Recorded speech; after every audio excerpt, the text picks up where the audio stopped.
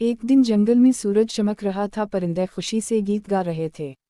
सब छोटे जानवर स्कूल जाने की तैयारी कर रहे थे। बंदर अपना बस्ता पहन रहा था, खरगोश गाजर नाश्ता कर रहा था और हाथी अपना बड़ा सा बैग उठाए खुशी से चल रहा था। लेकिन एक कोने में ननशीर शैरो मुंह बनाए बैठा था। उसकी मुंह ने प्यार से पूछा, शैरो तुम स्कूल क्यों नहीं जा रहे? शैरो ने आह भरी, मुझे स्कूल पसंद नहीं, वहाँ लिखना पढ़ना मुश्किल लगता है। मैं तो बस खेलना चाहता हूँ। उसी वक्त इसके दोस्त आए। खरगोश बोला, हम भी तो खेलते हैं शैरो, मगर स्कूल में हम नई चीज़ें सीखकर और अच्छे दोस्त बनाकर खुश होते हैं।